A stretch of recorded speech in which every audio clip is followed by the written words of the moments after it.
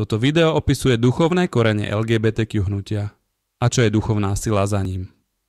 Slávny americký kresťanský autor o tom napísal bestseller in Amerike. Preložil som to video do slovenčiny, aby aj Slováci rozumeli, čo je pointa tohto hnutia. Svet je plný ideológií, náboženstiev v rôznych duchovných mocností, idolov, bohov, ktorí chcú vládnuť a sú v priamej opozícii voči Bohu Otcu, vyjaveného skrze Ježiša Krista. Ak verí, že je duchovný svet, démoni, duchovné sily, tak oni sa na zemi prezentujú rôznymi ideológiami a náboženstvami, čo ľudia veria. LGBTQ má duchovné korene vo viere v démona, ktorý je zmienený v Biblii. Celé to hnutie so svojimi praktikami je ideológia, náboženstvo, viera vo falošného boha a snaží sa ovládnuť svet.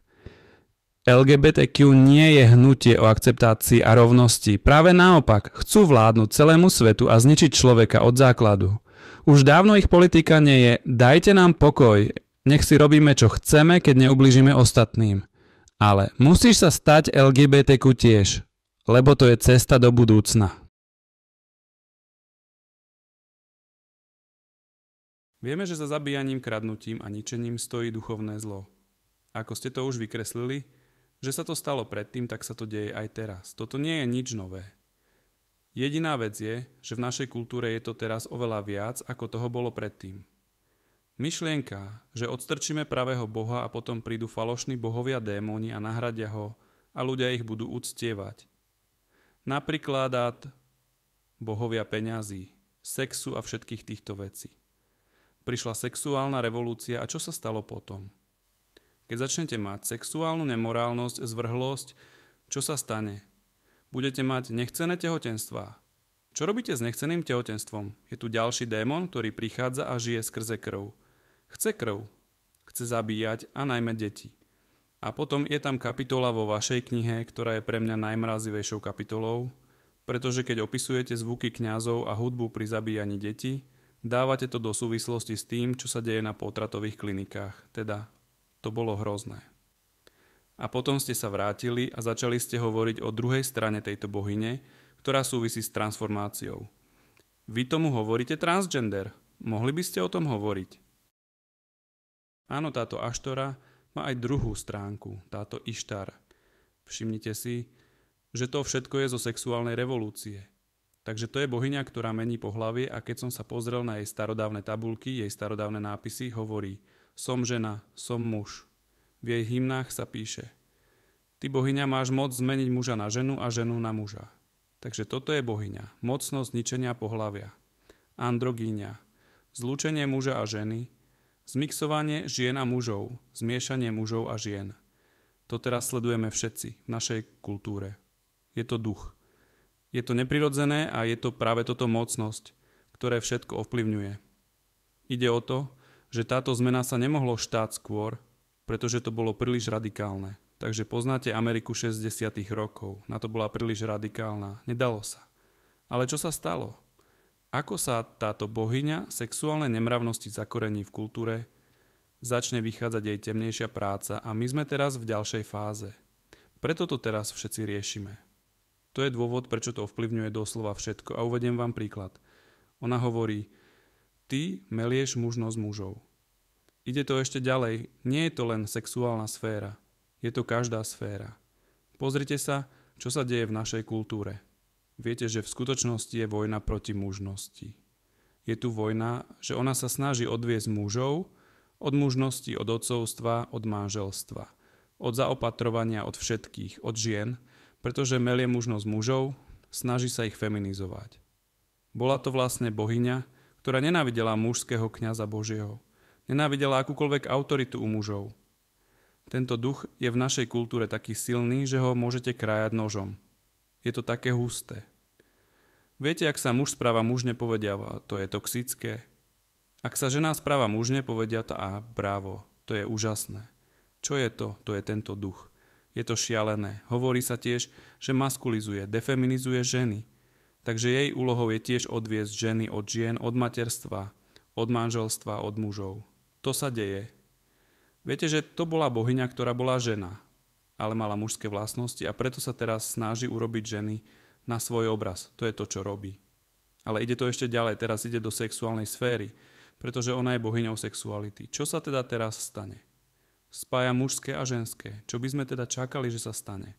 Presne to, čo sa teraz deje. Mala prastaré kňazstvo. Jej starovekým kňazstvom boli muži, ktorí chodili okolo jej chrámov oblečení ako ženy. Správajú sa ako ženy, rozprávajú ako ženy, vystupujú ako ženy. Čo ich v minulosti zastavilo? Evanjelium. Viete, my máme krátku pamäť. Neuvedomujeme si to. Keď odstránime Boha, určite je nevyhnutné, aby sa démoni vrátili. Toto sme mohli predvídať. Takže táto bohyňa mala kňazov, ktorí boli muži oblečení ako ženy? To, čo hovoríte, začalo už dávno. Áno. Pamätajte si, ona hovorí, že premení muža na ženu, premení ženu na muža. Vlastní kňazstvo a vec sa má tak, že nielenže ich obliekla tak, ako to vidíme v našej kultúre. Vkrada sa do našej kultúry a vidíme, že kultúra to oslavuje. Tak to viete, že falošní bohovia sú späť a vy sa nachádzate vo veľmi dramatických časoch a je to preto, lebo jej kňazstvo je späť. Ako Ježiš Kristus povedal, že sa vrátia temné časy.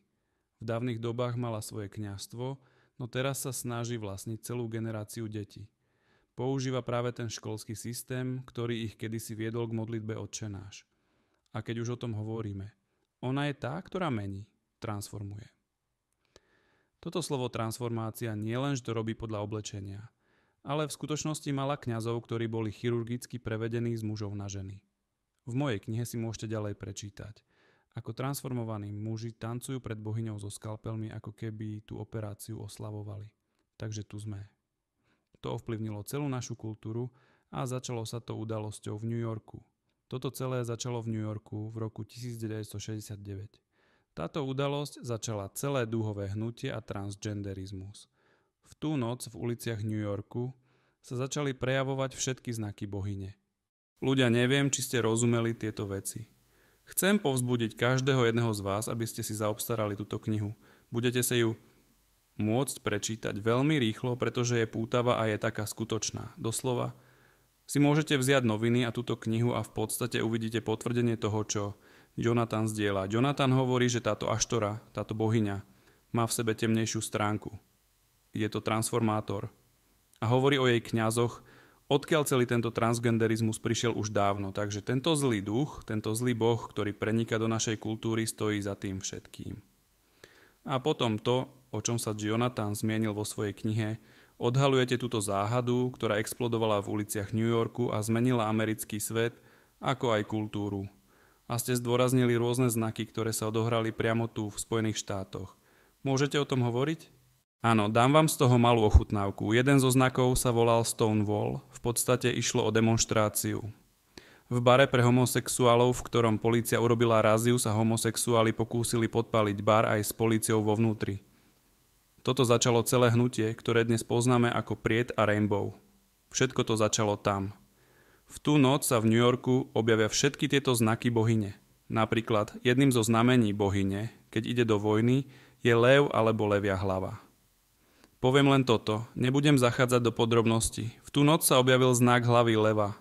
Jedna z vecí, ktoré poznáte, je niečo, čo sa nazýva tanec Ištar, že keď ide do bitky, tancuje. Uprostred demonštrácie začnú títo muži tancovať. Uprostred nepokoja predvedú tanec a pri tanci začnú spievať pieseň. Slova a piesne sú spojené s textami zo starých tabulí bohyne. Doslovne, slovo po slove. V prvom rade táto bohyňa žije v baroch, nazýva to svoj chrám. Vždy je v bare, v krčme, v hostinci. Kde sa celé toto hnutie začalo? V krčme, v hostinci, v bare? Zároveň sa nazýva Stonewall. Stonewall je začiatok všetkého. V jednom z jej spisov bolo napísané, že je kameň, ktorý láme kamennú stenu. V skutočnosti to bola žena, ktorá začala celú tú demonštráciu. Je tam jedna žena. Je to záhadná žena. Ale žena bola mužská. Myslím tým, že reprezentovala bohyňu. Bola ako kanál bohyne. Bola to žena, no má mužské vlastnosti. Ona to celé spustila. Bohyňa, ktorá bola v jej hymnách nazývaná, sa nazýva Veľká búrka. Si Veľká búrka. Boh Aštora alebo Ištar je Veľká búrka. Afrodíta búrka. Táto žena sa volala menom Búrka. A nie len to, ale aj načasovanie. Dokonca keď došlo k načasovaniu Stonewallu. Nebudem zachádzať do podrobností, ale súvisí to s letným slnovratom, ktorý je spojený s bohyňou. Súvisí s mesiacom v splne. Súvisí s mesiacom bohyne. Tak všetko sa to zbehlo ako hodinky. To je mesiac Tammuz, ktorý je v lete, o čom je veľa čo povedať. Mesiac Tammuz je pomenovaný po jej milencovi. Chcem povedať, že celý mesiac je pomenovaný po jej milencovi. Wow, čiže bohyňa si nárokovala jeden mesiac v starovekom sveta. Ten mesiac je ktorý mesiac? Poviem, toto nie je tabu. Toto ovplyvnilo celý náš svet. Toto ovplyvnilo všetko. Jeden mesiac, kedy obzvlášť posadne kultúru. Ako sa ten mesiac volal? Pozrel som sa na spisy prvých kresťanov, pretože sa to stále dialo v ich čase. Pozrel som sa teda na spisy svätého Hieronima a on to identifikoval a povedal, že ten mesiac sa volal v latinčine Iunium, čiže mesiac jún. Jún je mesiacom, kedy posadne kultúru. Bola bohyňou pýchy, takže jún sa stal mesiacom Pride, škvrk pýchy. Je to bohyňa zmenenej sexuality, preto sa jún stal mesiacom transgenderizmu. A premýšľaj o tom, Ježiš Kristus povedal, že duchovia sa vracajú do domu, ktorý vlastnili. Kedy si vlastnila mesiac jún, vrátila sa k tomu. Jún sa vrátil do svojej skazenej podoby a nielen to, je tu ďalšia vec. Bola tiež bohyňou prehliadok, prehliadky. Jej oslava je, že po uliciach mesta pochodovali muži oblečení ako ženy. Ženy chodia mestom oblečené ako muži. Tieto prehliadky, parády boli plné farieb a plné sexuálnej nemravnosti. Je to tu späť. Viete, kedy toto prestalo v minulosti, keď prišlo evanjelium? Vieš, keď vezmeš Boha preč, tak démoni sa vrátia. Ani ľudia, ktorí to robia, nevedia, netušia, čo robia. Je to duchovné, ale ona vie, čo robí. A ďalšia vec je, že s ňou je spojený znak. Je to znak dúhy. Je to znamenie dúhy. Zaujímavé. Prečo je dúha jej znakom? Viete, že dúha patrí Bohu. Ale jeden z jej mýtov hovorí, že pre seba kradne to, čo patrí iným bohom. V knihe ukazujem každú farbu dúhovej vlajky. Premýšľaj, aké je to šialené. Americkú ambasáda vyvesuje americkú a dúhovú vlajku, čo oslavuje sexualitu.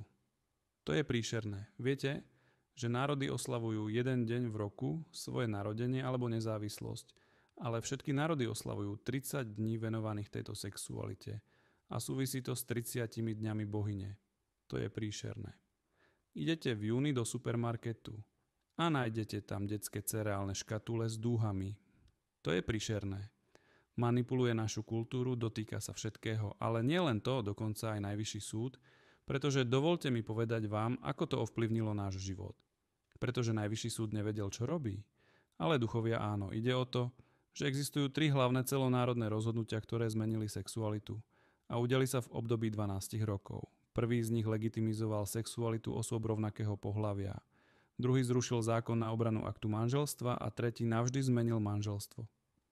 Zmenil manželstvo na manželstvo osôb rovnakého pohlavia. Kedy to bolo?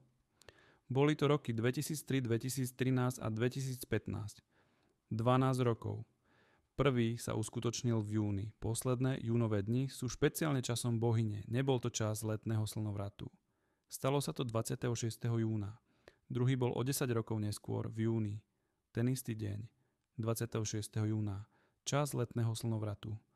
Tretí, pamätáš, keď manželstvo bolo zničené? Jún, posledné júnové dni. Čas letného slnovratu. Dni bohyne. 26. júna. Ten istý deň.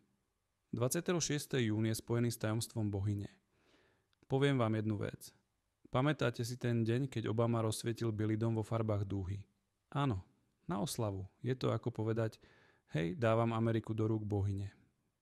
Vec je taká, že tá noc bola 10. dňom Tamuzu. Pozrel som sa a našiel som v biblickom aj v babylonskom kalendári niečo úžasné. 10. deň Tamuzu je vysvetený, určený na zoslanie kliatby, aby prinútila muža milovať muža.